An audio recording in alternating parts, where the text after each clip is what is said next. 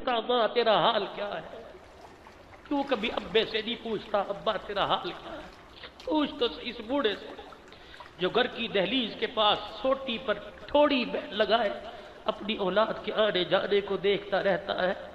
در کے 10 روپے بھی نہیں مانگتا، جواب نہ دے دے میں شرمندہ نہ ہو جاؤں۔ یہ ابا باہر بیٹھا رہتا ہے کہ کب بیٹا آئے گا، کب گھر میں جاؤں گا، بہو گھر میں موجود ہے چلا جاؤں جھڑک نہ دے دے۔ بیٹا بھی کہتا ہے ابا نہ جایا کر،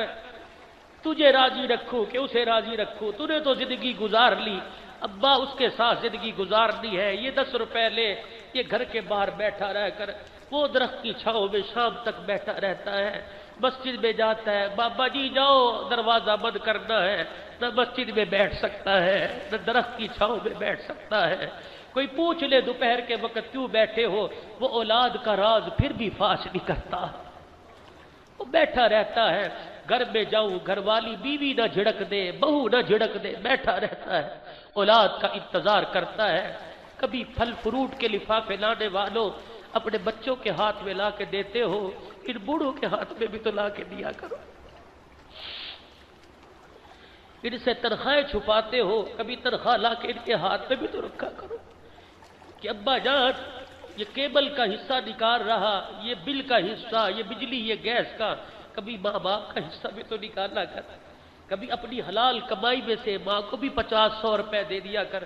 یہ ماں جوڑ جوڑ کے رکھتی ہے، جوڑ جوڑ کے رکھتی ہے، تیری پریشانیوں پر تیرے اوپر ہی لٹا دیتی ہے، تیرے پر لٹا دیتی۔ یہ تو رات کی روٹی پکی ہوئی کھاتی ہے، تازی تیرے منہ میں ڈالتی ہے،